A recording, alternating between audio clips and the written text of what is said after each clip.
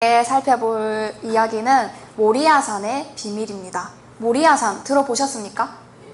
교회를 다니시는 분들 중에서 이제 밖에서 사람들을 만나다 보면 모리아산을 물으면은 잘 모르는 사람들이 많습니다. 근데 이제 이 모리아산에 도대체 어떤 비밀이 담겨져 있는지 오늘 함께 말씀을 살펴보도록 하겠습니다. 자, 우리는 신을 믿고 있는 신앙인들이죠. 어떤 신을 믿고 있어요? 그렇죠. 하나님이라고 하는 창조주 신을 믿고 있는데, 하나님과 우리 인간 사이를, 하나님은 눈에 보여요? 안 보여요?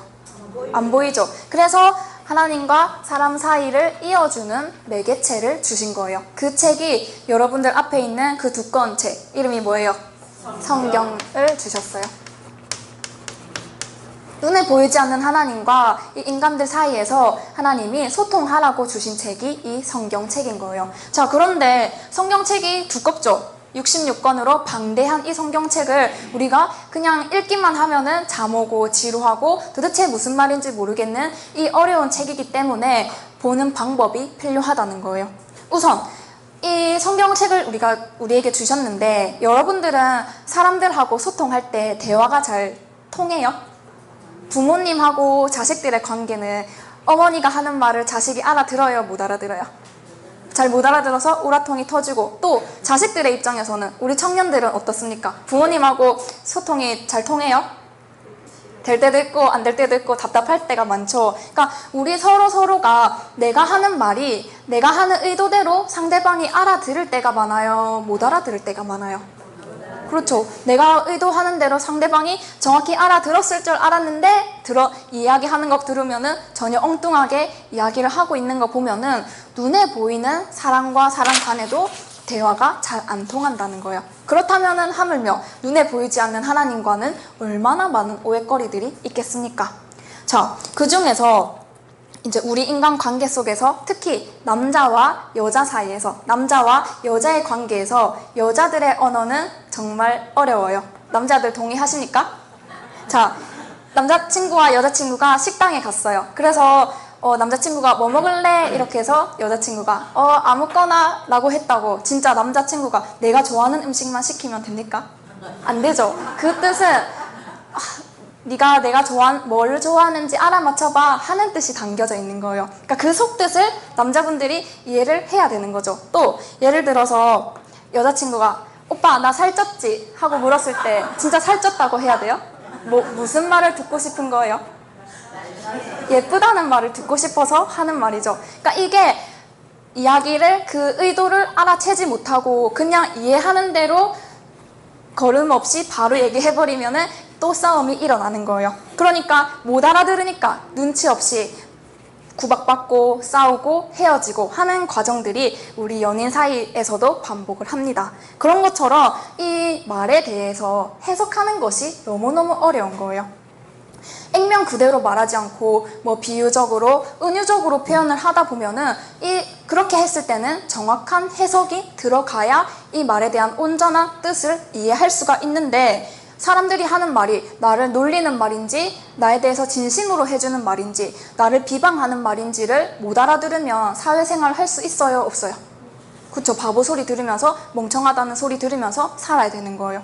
자, 그런데 신앙세계에 들어오면, 그중 성경세계에 들어오면은 이 해석의 문제가 너무나도 난해한 거예요. 성경책은 한 권이죠. 성경책은 한 권인데 여러 교단들이 나뉘어져 있어요. 어떤 교단들에 대해서 알고 계세요? 장로교도 있고, 또 침례교, 성결교, 감리교 등등등. 성경은 한 권인데 도대체 어떻게 해석을 했길래 수많은 교단들이, 수많은 교파가 나오는 거죠. 이 문제는 성경을 해석하는 그 방법들이 각 교단마다 틀리기 때문이에요. 자, 사람들끼리도 이해가 안 돼서 답답한데 하나님과의 관계는 얼마나 더 답답할까요? 그러면은 하나님과의 관계를 우리 인간들이 바르게 접목을 시키기 위해서는 성경을 해석하는 것부터 바르게 시작을 해야 된다는 거예요. 어떻게 접근을 해야 좀 안전하게 해석을 할 수 있을까요? 성경을 잘못 해석하니까 우리가 흔히 말하는 사이비 같은 종교들도 생겨나는 거잖아요. 진리는 아무런 부작용이 없어야 됩니다. 우리가 사이비다 하는 그런 종교들을 살펴보면은 집 떠나고 부모님 떠나고 직장 그만두고 학교 팽개치고 하는 삶의 정상적인 모습으로 가요? 어긋난 모습으로 가요? 그 사람들은 진리라고 하지만 우리들의 눈에 보기에는 진리가 맞다면 아무 부작용 없이 정도의 길을 가야 되는 것이 진리인데, 그런 식으로 여러 부작용들이 일어난다는 것은 그것은 진리가 아니다는 것은 우리가 이해할 수가 있겠죠. 자, 그렇기 때문에 진리라면은 성경 공부한답시고 막 집을 떠나고 부모님 속썩이고 이런 모습이 아닌 거예요. 이런 부작용에서 안전하기 위해서는 우리가 성경을 진짜 안전하게 해석을 해야 되는데, 자, 우리 새생명교회에서 나오는 이 성경방법은 과연 이 성경 해석은 안전한지 불안전한지 한번 눈 크게 뜨고 귀 활짝 열고 들어보시기 바랍니다. 자, 창세기 22장으로 가보겠습니다. 창세기 22장. 창세기는 성경책 제일 앞에 있죠.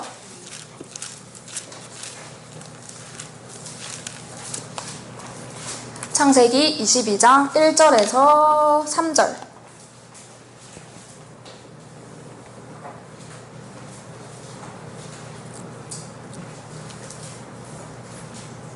시작.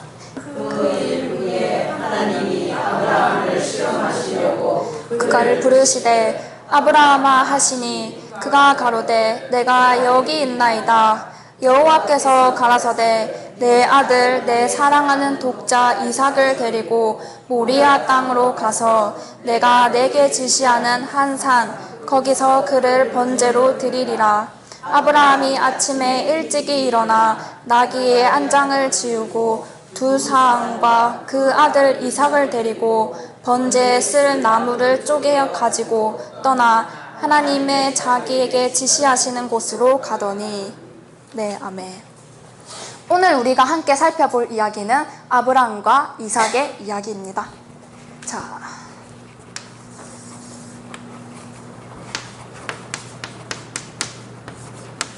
아브라함에게는 소중한 아들이 있었어요. 누구예요? 네, 아브라함에게는 소중한 아들 이삭이 있었습니다. 하나님이 아브라함에게 명령을 내리셨어요. 네가 사랑하는 독자 이삭을 데리고 제물로 바쳐라고. 내가 지시하는 그 땅 어디에서? 모리아 산에 가서 제물로 바쳐라는 거예요. 아브라함이 몇 살에 이삭을 낳았는지 아십니까? 100세에 소중한 아들 이삭을 낳았어요. 그 소중한 아들을 하나님이 100세에 아브라함에게 네가 100세가 되면 아들을 주겠다 하고 약속을 했는데, 약속을 하시고 그 약속대로 아브라함이 100세가 되자 이삭을 낳게 되었어요. 하나님이 약속으로 주신 아들을 지금 다시 제물로 바쳐래요. 제물로 바친다는 것은 죽여라는 뜻이죠. 그러니까 줄 때는 언제고 다시 또 죽이라고 하시는 거예요. 하나님의 의도는 뭘까요? 심술이실까요? 우리가 좀 더 살펴보자는 거예요. 자, 아브라함에게 모리아 산으로 가라는 거예요. 지금 이 아브라함이 어디에 있냐면 브엘세바라는 곳에 있습니다. 브엘세바 들어보셨어요? 외국인들에게 Do you know 대구? 하고 물으면 알아들을까요? 못 알아들을까요? 대구가 어딘지 모르겠죠. 그것처럼 우리 기독교인들도 브엘세바라고 하면은 잘 모르는 경우가 많습니다. 어쨌든 하나님은 아브라함에게 3일 길을 걸어서 내가 지정하는 그 산에 가서 사랑하는 아들을 바쳐라는 겁니다. 자, 100세의 아들을 낳았으니까 이제 이삭이 좀 컸겠죠. 그러면은 아브라함은 이제 100세를 훨씬 넘은 나이가 될 거 아니에요. 그러면 몸이 건강할까요? 조금 노쇠했을까요? 그 영감님이 된 아브라함이 그 산까지 걸어가려면 3일 길을 걸어야 되니까 이게 천천히 걸어갔을까요? 빨리 걸어갔을까요? 이 아브라함의 지금 나이를 비춰본다면 천천히 걸어가셨겠죠. 힘들었을 거니까. 자, 그렇게 힘들게 3일 길을 걸어야 되기 때문에 보니까 3절에 아침에 일찍이 일어나서 걸어가시는 거예요. 자, 아브라함이 아무리 믿음이 좋지만 하나님이 바쳐라고 했을 때 알겠습니다 하고 바로 바치면은 고민하는 시간이 적죠. 근데 며칠을 지금 걸어가고 있어요? 3일을 걸어가고 있어요. 그럼 3일 동안 이삭하고 걸어가면서 바칠까 말까 고민을 했을까요? 안 했을까요? 고민이 되었겠죠. 그냥 바로 했다면은 아무 생각 없이 바로 할 수도 있었지만 그 시간이 주어지는 만큼 어떡하지? 내가 순종해야 되나? 말아야 되나? 나름대로 고민을 했을 거라는 거예요. 자, 100세의 귀한 자식을 주놓고 지금 다시 제물로 바쳐라고 하시는 하나님의 명령이에요. 어쨌든 내가 지시한 그 산에 가서 이 독자를 바쳐라고 합니다. 그러자 아브라함은 변명의 여지도 없이 새벽에 아침 일찍 일어나서 출발을 하는 거예요. 우리는 이 아브라함이 독자 이삭을 바치는 이 사건을 너무나도 단편적으로만 해석을 하고 있습니다. 여러 목사님들께서 창세기 22장을 설교하실 때 잘 들어보시면 교훈적인 관점으로 설교를 하세요. 아브라함이 독자인 이삭을 바쳤잖아요. 그러면 독자를 바쳤듯이 여러분들도 여러분들의 소중한 것을 교회에 바쳐야 됩니다. 성전 건축 헌금 많이 내세요 하고 설교하기에 너무너무 좋은 본문이 되는 거예요. 또한 이삭에 대해서도 이삭은 3일길을 걸어갔으니까 그 사이에 도망갈 수도 있었잖아요. 자기 제사를 지는다면은 제물이 필요한 거를 이삭도 알겠죠. 그러면은 이삭이 지금 아버지하고 나귀를 타고 가고 있는데 제물이 없다는 걸 보면은 자기가 제물인 거를 어렴풋이 알았을 거예요. 그렇다면은 자기도 도망갈 수도 있는 충분한 상황인데도 아버지를 따라서 갔던 그 이삭의 믿음을 가지고도 여러분 하나님께 순종해야 됩니다. 여러분 목자에게 순종해야 됩니다 하고 교훈적인 관점으로만 설교를 해주시는 겁니다. 이 이야기에 대해서. 자, 교훈적으로 본다는 것은 하나님의 의도를 이해하지 못한 채 그냥 말하는 거예요. 자, 성경을 볼 때는 우리는 성경을 이 구약과 신약의 전반적인 흐름 속에서 구약과 신약의 관계 속에서 성경을 보셔야 성경을 정확하게 이해할 수가 있고, 이 모리아 산에 대한 이야기뿐만 아니라 성경을 보면은 예수님께서 많은 이야기들을 해주셨어요. 그랬을 때 그 수많은 말씀에 대한 의미와 의도를 바르게 파악하기 위해서는 성경 전체의 그 흐름이 어떻게 흘러가는지를 보는 것이 너무나도 중요한 겁니다. 이거를 신학적인 용어로 표현을 하자면은 성경을 구속사적으로 봐야 된다는 거예요. 뭐라고요? 네, 한 번 더 읽어볼까요? 구속사. 처음 듣는 단어죠. 구속사. 구속사라는 것은 뭐냐면 하나님의 구원 역사를 말하는 겁니다. 하나님의 구원 역사를 말하는 건데 구속사적으로 봐야 된다고 말씀을 드리니까 조금 어렵게 느껴지시죠? 이 말을 좀 쉽게 한다면은 뭐라고 적었어요, 제가? 네, 여자분들 드라마 좋아하시죠? 구속사로 보라, 성경을 구속사로 보라 라고 했을 때 쉽게 말하면은 성경을 드라마처럼 보라 라는 말입니다. 드라마는 우리 막 머리를 써서 봐야 돼요? 그냥 보고 있으면 시간 술술 잘 가죠. 그러니까 이 드라마처럼 보면은 성경을 이해하기가 좀 더 수월하다는 거예요.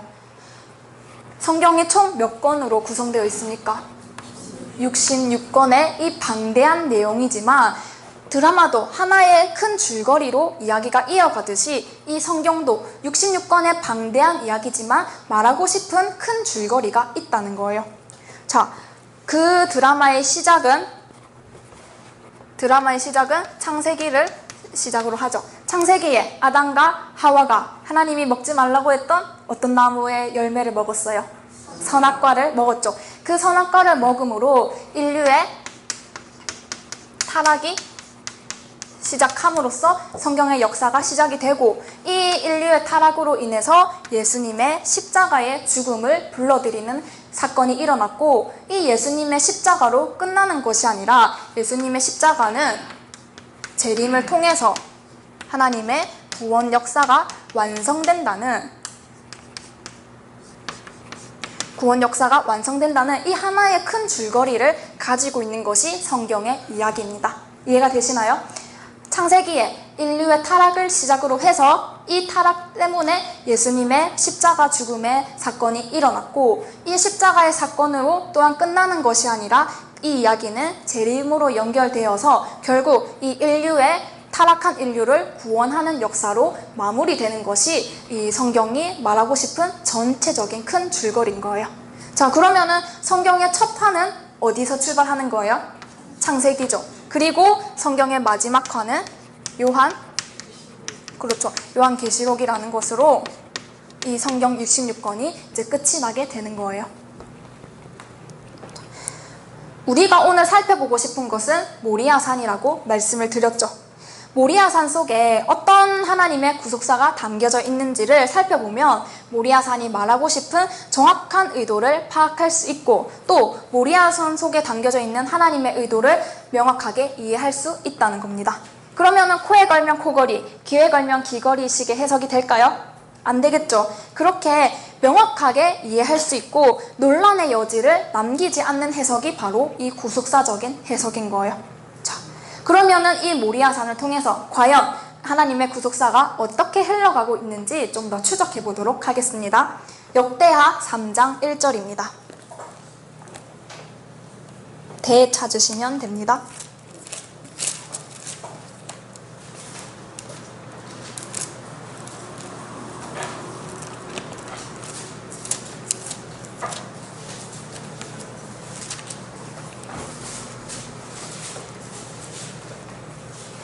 역대하 3장 1절.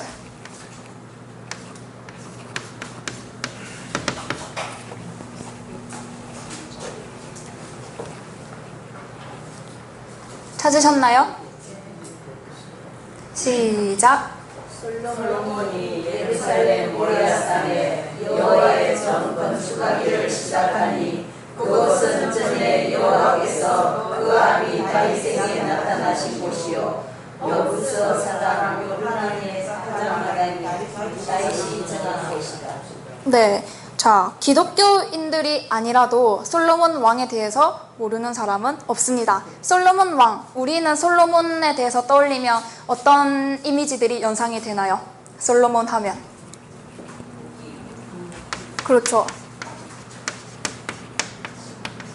뭐 부귀영화를 엄청 실컷 누린 왕으로, 또 지혜의 왕으로 우리가 알고 있습니다. 자, 그렇게 이 솔로몬의 업적 중에서 엄청난 업적이라고 한다면 솔로몬이 성전을 지었어요.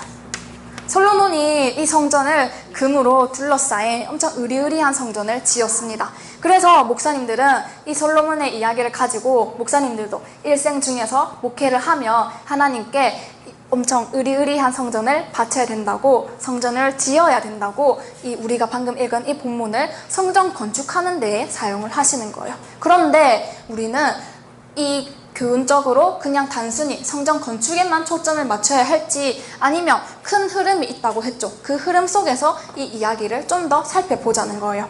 자, 무엇을 만들었다고요? 솔로몬이 성전을 만들었어요. 성전을 건축했는데 그 장소가 어딘 거예요?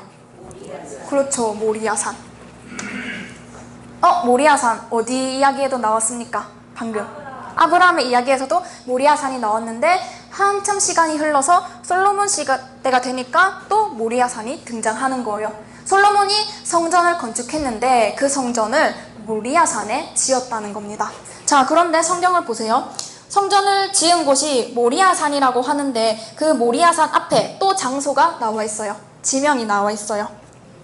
예루살렘. 뭐라고요? 예루살렘. 그러니까 성전을 지은 곳은 예루살렘이에요. 예루살렘은 어디인가요? 이스라엘의 수도죠. 네, 이스라엘의 수도에 성전이 있는 것은 당연한 이야기죠. 그런데 그 예루살렘이 어떤 산이냐? 모리아산이라는 거예요. 예루살렘이 어떤 산이라고요? 모리아산이라는 거예요. 그러니까 예루살렘이 모리아산인지를 우리 기독교인들이 모르고 있었던 거예요.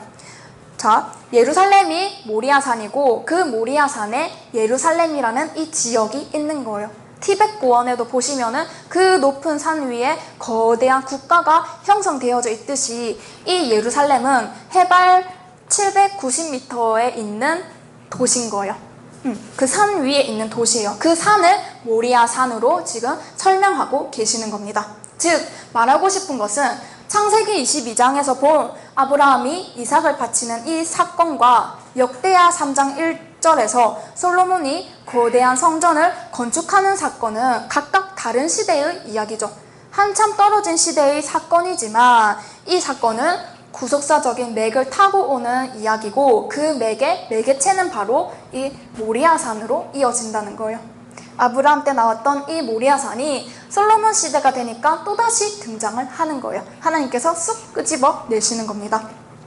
목사님들이 성지순례를 가시는 거는 다들 알고 계시죠? 그런데 이런 이야기를 해주지 않으시는 거예요.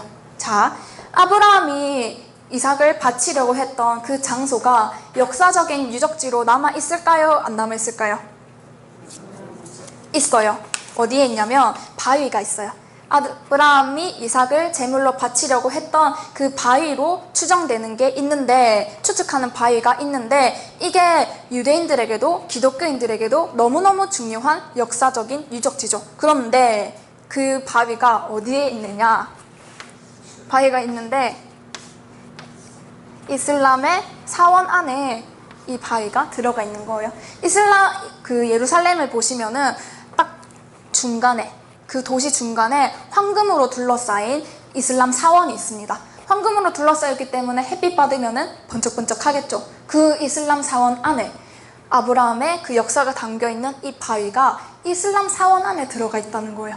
좋은 일일까요? 좋게 됐어요. 지금 우리 역사가 이슬람이라는 역사로 지금 들어가 있는 거죠. 자, 그러면은 유대인들은, 이스라엘 백성들은 이거를 회복시키고 싶어 할까요? 그대로 놔두고 싶어 할까요? 그렇죠. 유대인들 입장에서는 자존심 상하는 일인 거예요. 우리도 마찬가지로 우리의 이 거룩한 성지가 지금 이슬람의 그 자리에 있으니까 우리로서도 자존심 상하는 일인 거예요. 이 유서 깊은 장소를 어떤 사원이 지금 차지하고 있다고요? 이슬람 사원이 차지하고 있습니다. 그 이삭을 바치려고 했던 그 장소가 모리아산이었는데 그 장소가 예루살렘이었고 거기에 솔로몬이 성전을 지었다는 이 사실이 그렇다면 과연 우연일까요? 필연일까요? 여러분들의 인생은 우연일까요? 필연일까요?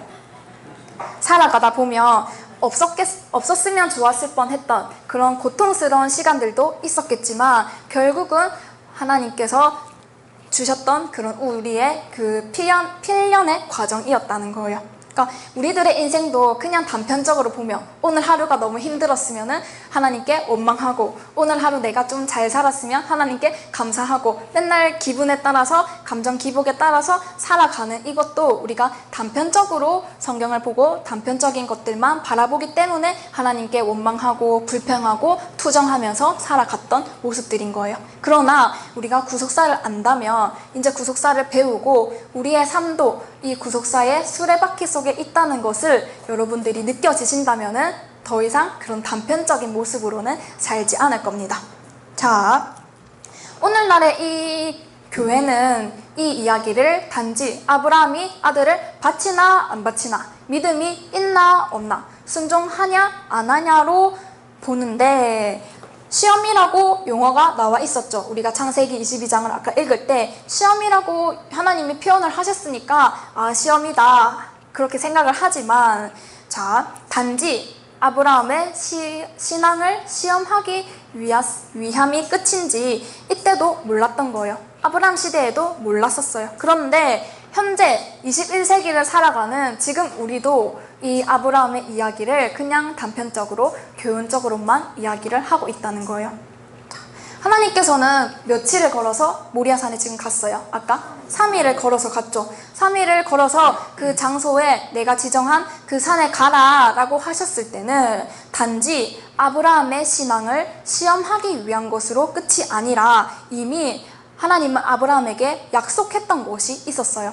하나님은 아브라함에게 너의 자손에게 가나안 땅을 주겠다고 약속을 이미 하셨습니다.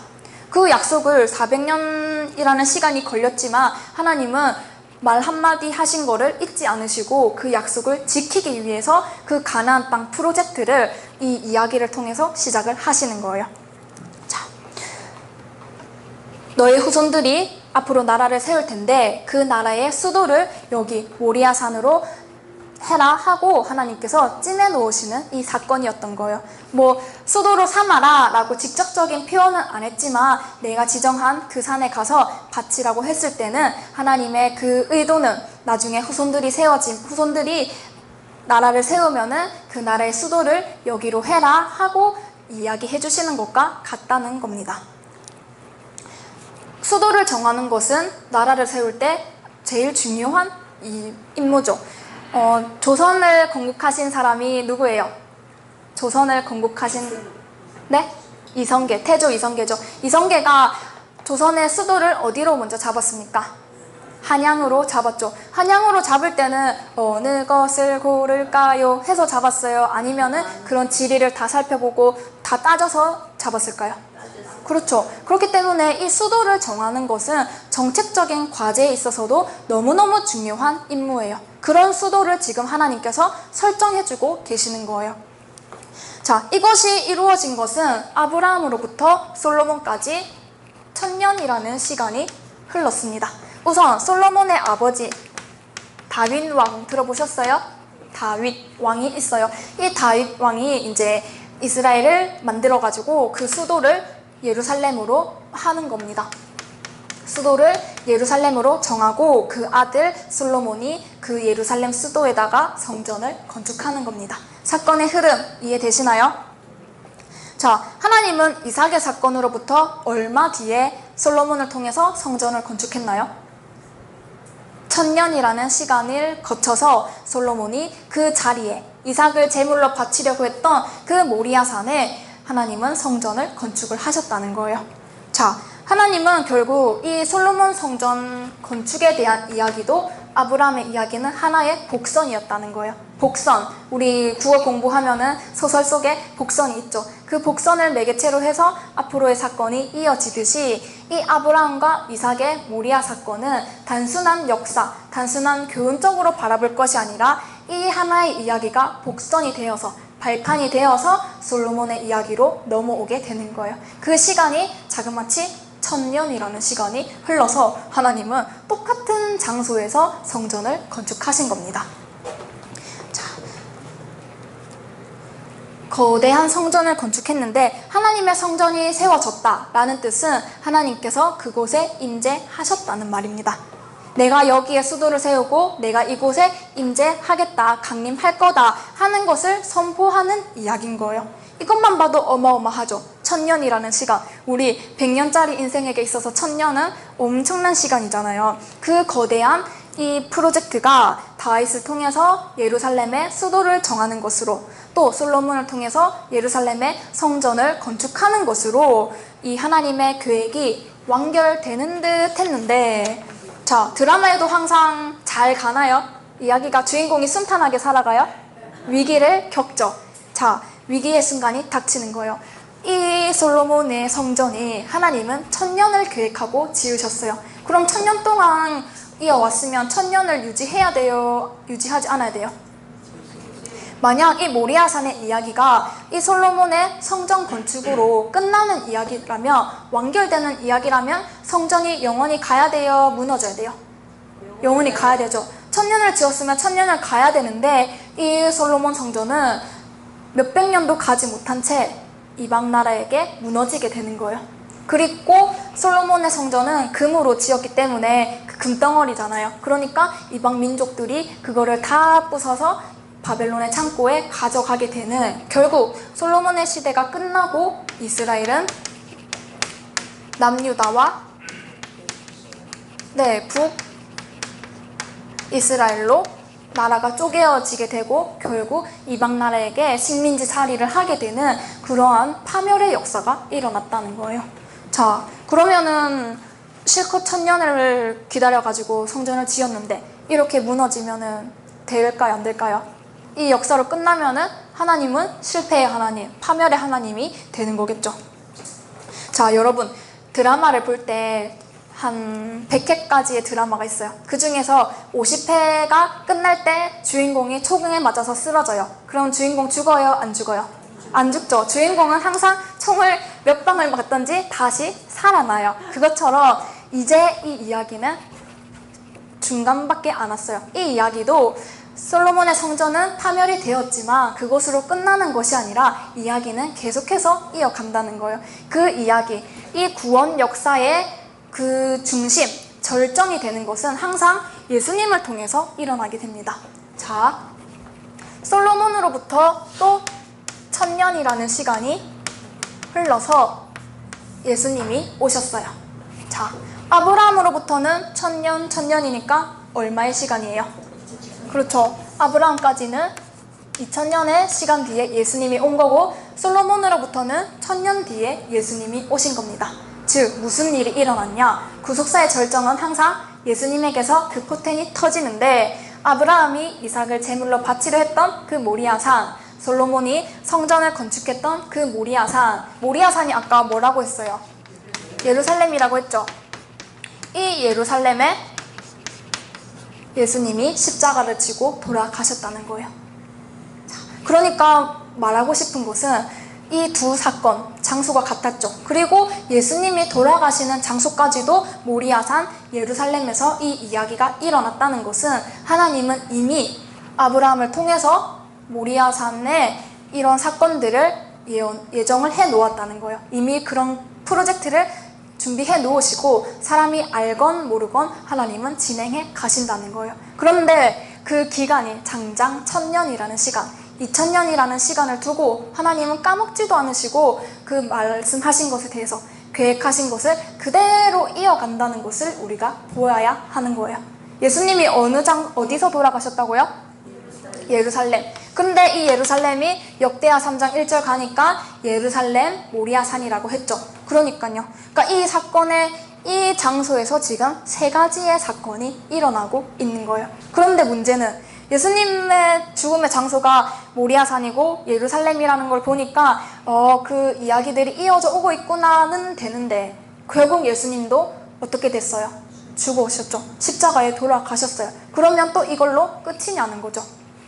예수님의 사역은 두 가지로 나뉘어져 있습니다.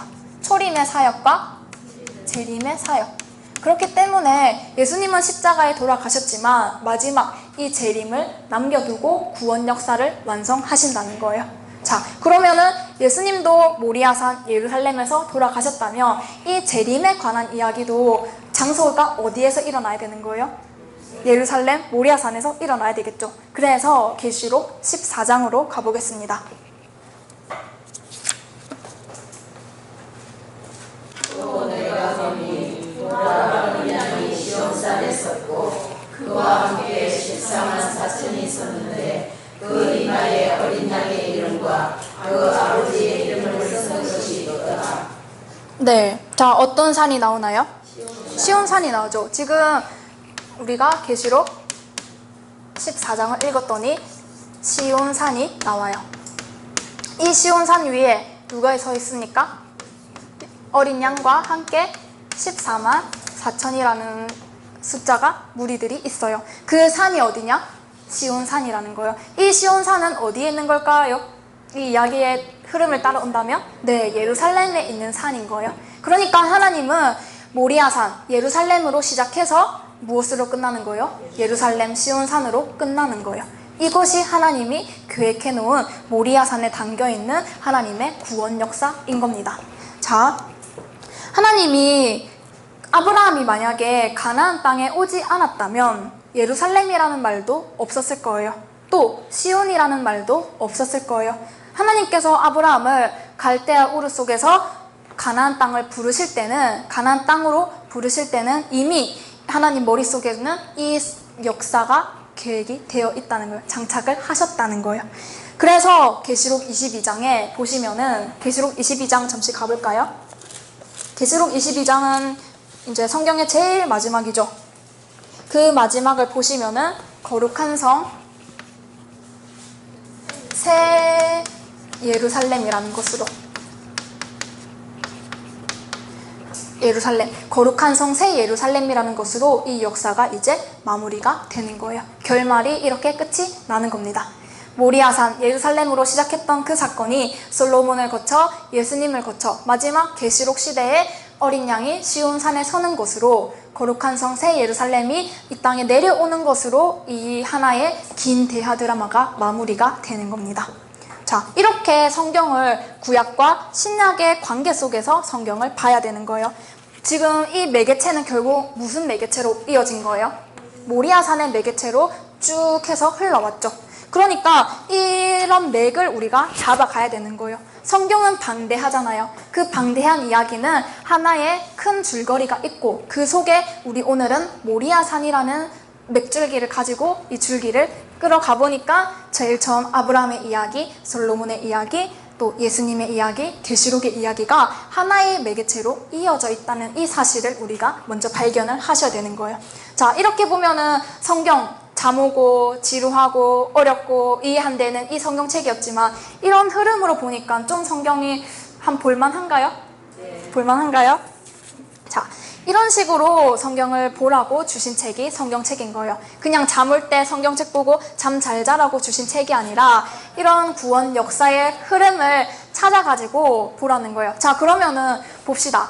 우리는 삶을 살아가죠. 학교를 다니고 직장을 가고 장사를 하면서 살아가는데 도대체 우리의 삶하고 이걸 알아가지고 우리 삶에 뭐가 도움이 되냐는 거죠. 뭔가 도움이 되어야 내가 투자를 해도 투자를 할 거 아니에요. 모리아산의 아브라함과 이삭의 이 모리아산 이야기는 지나갔습니까? 남아있는 이야기입니까? 지나간 이야기죠. 또 솔로몬이 성전 지은 이 사건도 지나갔죠. 예수님의 사건도 지나갔어요. 그렇다면은 우리에게 남아있는 사건은 이 계시록의 사건들이 남아있다는 거예요. 시온산에 어린 양이 설 때 혼자 서는 것이 아니라 14만 4천 명과 함께 서고 또 거룩한 성, 새 예루살렘이 완성되는 이 역사가 우리에게 남아있기 때문에 지나간 역사를 보고 이렇게 시작을 했으니까 끝이 나는 것도 이 장소에서 끝이 나는 게 맞겠네 하는 이제 믿음도 가지시고 또 우리의 삶하고 생활 속하고 신앙하고 동떨어진 삶이 아니라 이런 것들을 봐왔다면 이 역사에 뭔가 참여하고 싶은 마음이 생기면 더 좋겠죠. 우리는 각자 인생의 주인공이잖아요. 내 인생의 주인공이지만 하나님의 구원 역사 프로그램 속에서 한 명 한 명이 주인공이 되었으면 좋겠습니다. 자, 그러면은 보시면은 이렇게 이제 성경을 보니까 이제 성경은 살아있는 책이죠. 죽어있는 역사가 아니고 그냥 역사적인 거, 교훈적인 거, 왜 어떤 사람들을 보면은 오늘 하루 무슨 일이 일어날까 하고 성경책을 쫙 해서 눈에 먼저 보이는 걸로 오늘 하루의 운세를 보기도 해요. 그런 식으로 삼으라고 준 책이 아니라 이렇게 하나님의 장구한 구원 역사의 흐름을 바라보라고 주시는 책이고 앞에 거를 보고 이제 그 역사에 같이 동참하라고 주시는 책이 이 성경책인 거예요. 그래서 오늘 우리가 먼저 알아야 될 것은 성경은 어떤 눈으로 봐야 된다? 구속사적인 눈으로 바라보아야 된다. 쉽게 말해서 어떻게? 드라마로 쳐다보라. 자, 이렇게 성경을 이제 모리아산이라는 맥줄기로 잡아왔는데 다른 이야기들도 어떻게 이제 구성이 되어 있는지 하나 또 예를 들어드리고 마치도록 하겠습니다.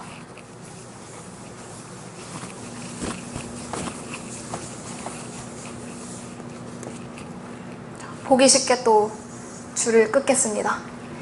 아브라함의 아들은 이삭이죠. 이삭도 자식을 낳았어요. 들어보셨습니까? 이삭의 자식은 야곱이에요. 야곱은 몇 명의 아들을 놓았나요? 12명의 아들을 놓았어요.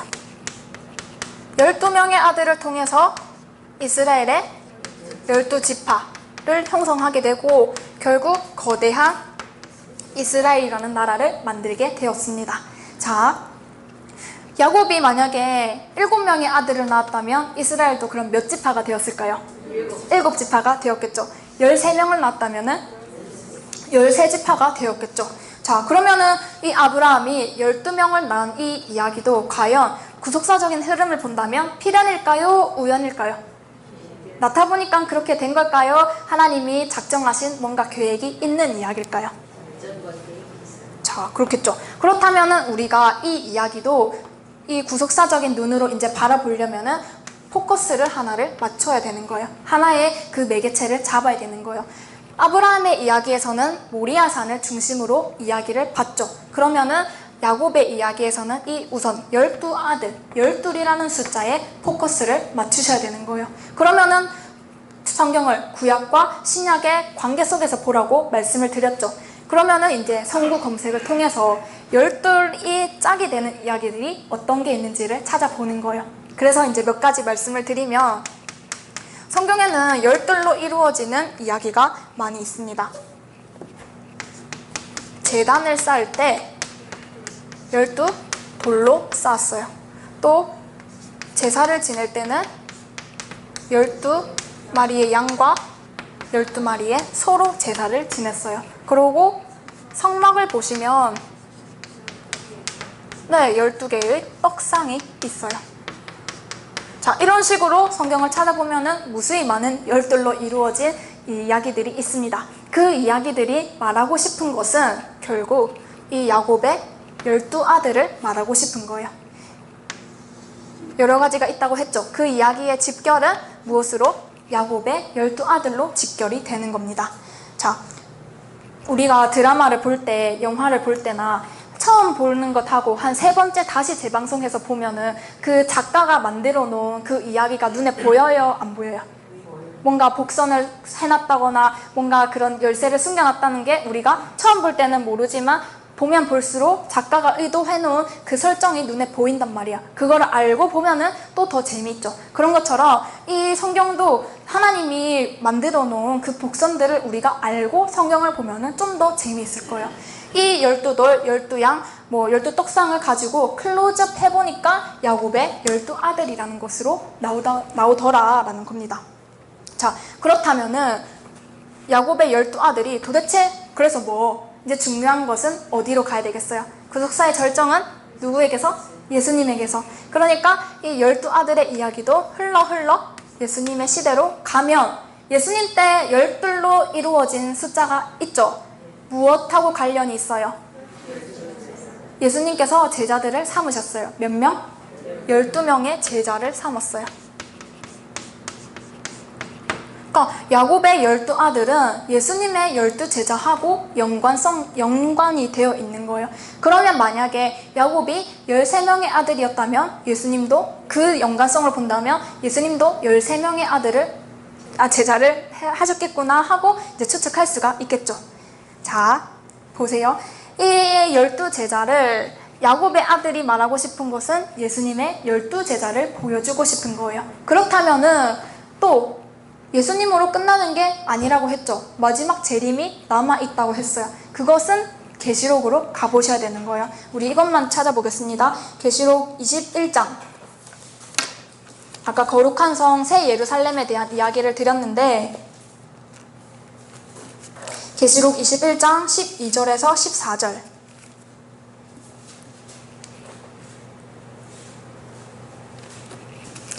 (21장 12절에서 14절) 찾으셨나요? 네, 시작. 크고 높은 성곽이 있고 12문이 있는데 문에 12천사가 있고 그 문들 위에 이름을 썼으니 이스라엘 자손 12지파의 이름들이라.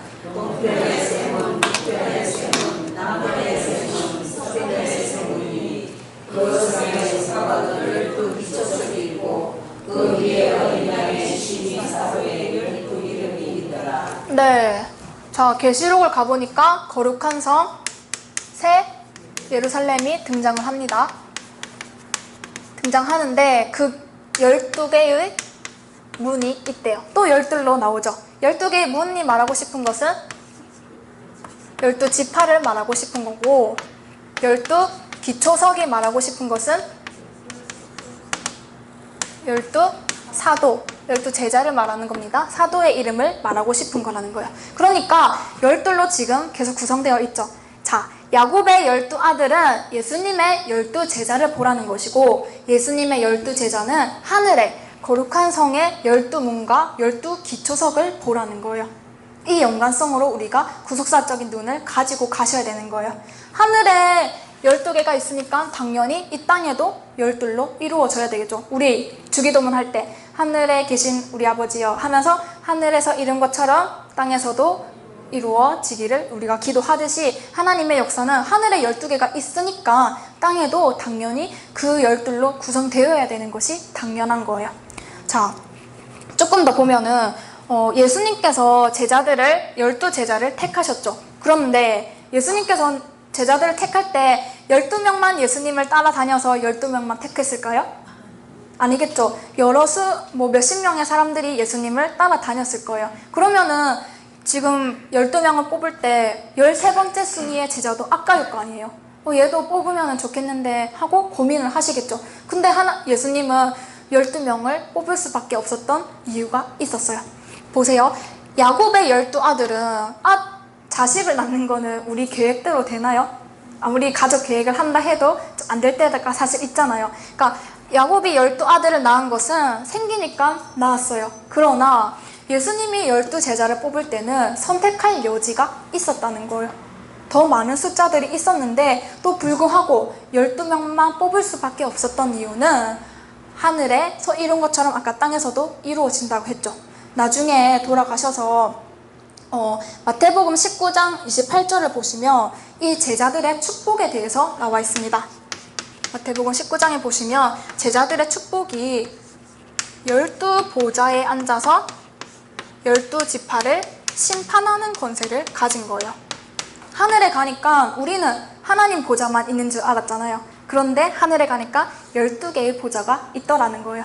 그 12개의 보좌가 있으면 몇 명이 있어야 돼요? 12명이 필요하죠. 우리 큰 행사에 가도 자석들이 나눠져 있고 자석에 각각의 이름들이 쓰여 있어요. 그러면 그 개수를 세어보면은 이 행사에는 몇 명이 참여하겠구나 하고 파악할 수 있듯이 지금 하늘에 가보니까 12개의 보좌가 있는 거예요. 자, 그래서 예수님은 하늘에 12개의 보좌가 있으니까 예수님이 13명 뽑고 싶어도 12로 마감해야 되는 이유가 하늘에 정한 법도가 있었기 때문에 예수님은 그 법도대로 따랐다는 거예요. 그래서 예수님도 제자들 뽑을 때 기도 많이 하셨어요. 너무 아까운 수제자들도 있었을 거 아니에요. 그런데 그 중에서 12만 뽑아야 됐으니까 예수님도 많은 고민 속에서 제자들을 선택하셨겠죠.